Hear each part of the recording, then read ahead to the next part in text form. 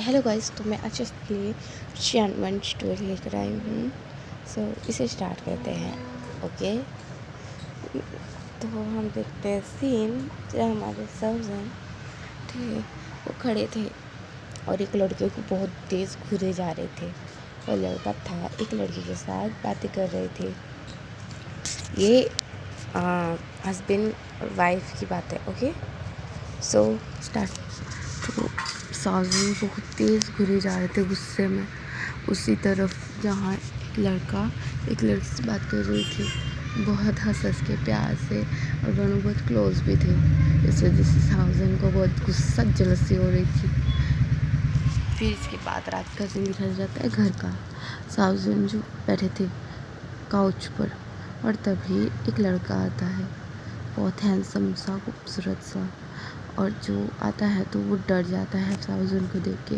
धीरे धीरे साउजन के करीब आके कहता है, आप आ गए? तो साउजन कहता है, तुम किस लड़के से बात कर रहे थे? तो वो कहता है, किस लड़के से, मतलब क्या है आपका? तो साउजन कहता है, मैंने देखा। वो लड़का कौन था? White T shirt, black pant. तो साउजन के पास वो डर के कहता है, वो मेरा तो दोस्त था। तो साउजन कहते हैं, दोस्त इतने हंस के और इतने क्लोज बात नहीं करते, समझ में आया? तो साउजन की बात सुन के कहता है, मेरा दोस्त था, नहीं हमारे बीच में ऐसा कुछ भी नहीं है, हम नॉर्मल है। ऐसा आप कैसे सोच सकते हो? हम ठीक ही है, नहीं, ऐसा कुछ भी नहीं है, प्लीज़ आपसे कुछ मत करना, प्लीज़। तो साउजन कहते हैं, कुछ मत करना क्या मतलब? कर चुका हूँ, पहले बोलते तो। अब से कुछ मत करना, मैं आपको इसके बदले में कुछ देता हूँ। तो साउजन कहता है, मतलब क्या देना? फिर वो साउजन के क्लोज आके साउजन को लिप्स के साथ लिप्स जोड़ के डीप किस करने लगता है, और उस किस पे साउजन खुश हो जाता है, और वो भी, और दोनों बहुत पैशनेट किस करते हैं। साउजन अपनी तरफ खींचता है वानीबू को लैप पे बिठा के, फिर बहुत पैशनेट करने लगते दोनों। और फिर 2 मिनट बाद कुछ छोटे तो वानीबू हैवी ब्रीथ ले रहा था। तो साउजन कहता है, बेबी तुम तक कैसे मेरा इतना ख्याल रख लेते हो, कैसे? हाँ, इन चीज़ों में मुझे बहुत मज़ा आता है तुम्हारे साथ, इतने रव, इतने हार, बहुत मज़ा आता है। साउजन की बात सुन के वानी भी शर्मा जाता है।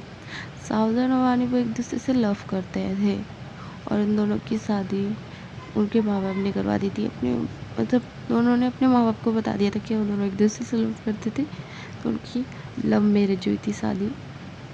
और साउजन बहुत पॉसेसिव है वानीबू के लिए। वानीबू को पता है वो नहीं चाहता किसी भी लड़की की जान जाए, इस वजह से वो वानीबू इस वजह से थोड़ा दूर रहता है लड़कों से। वो साउजन को बहुत प्यार करता है, खुद से भी ज़्यादा, हद से ज़्यादा। वो साउजन के लिए कुछ भी कर सकता है, ऐसा था। और हमारा साउजन भी कुछ भी कर सकता है। और साउजन वानीबू बैठे थे, मतलब किस कर रहे थे। इसके बाद साउजन कहते हैं, मुझे बहुत भूख लगी, खाना निकालो। तो वानीबू कहता है, ठीक है। उसके बाद खाना निकलता है वानीबू, फिर दोनों खाने लगते हैं। और इसके बाद साउजन कहते हैं, बेबी रूम में चले। तो वानीबू शर्मा जाता है और कहते हैं, ठीक है डैडी, आपकी मर्जी, मैं अपने डैडी को मना कर सकता हूँ भला? और इसके बाद रूम में साउजन जो वानीबू को गुड न्यूज कर लेता है अपने लैब में। तो उसके बाद रूम में ले जाता है और बहुत पैशनेटली उसे अच्छे से बेड पे सुलाता है। उसके बाद उसके ऊपर आके उसे किस करने लगता है, बाइट करने लगता है, फिर फुल बॉडी पर किस करने लगता है, माइक देने लगता है, निप्पल्स पर सब करता है, बाइट करता है।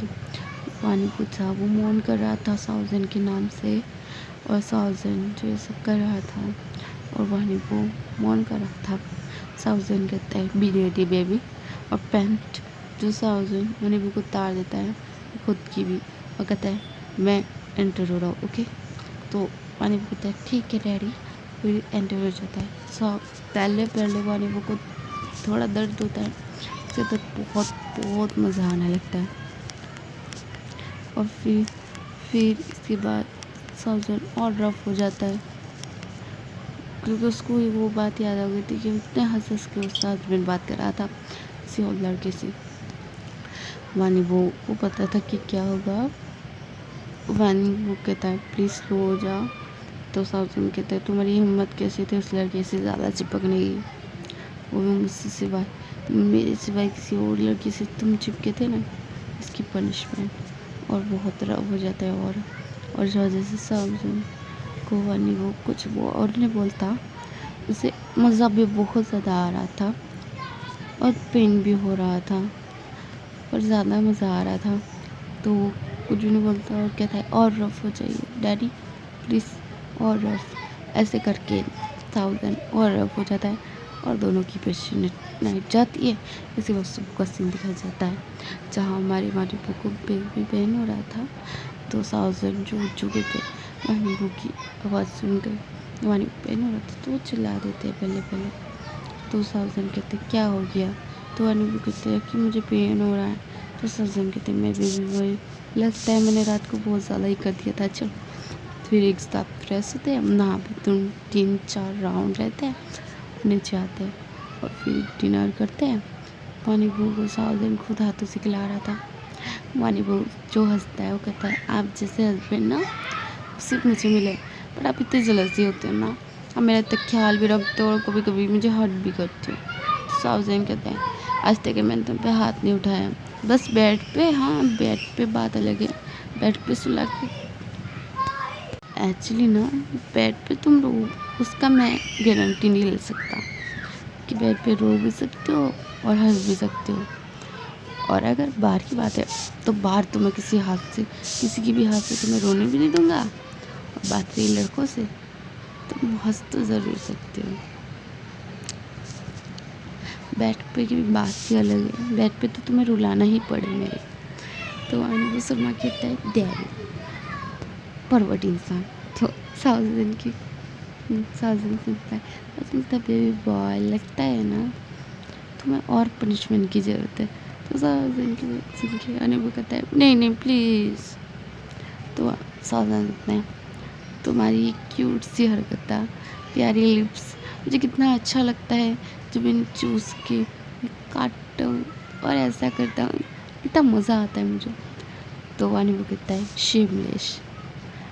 तो साउजन कहता है ऑफकोर्स बेबी सिर्फ तुम्हारे लिए। वानी वो हंसता है और यहीं एक क्यूट सी स्टोरी एंड हो जाती है। बाय बाय क्यूट टाटा, अरे मतलब bye bye see you tata. ये स्टोरी यहीं एंड होती है। Please like subscribe my channel.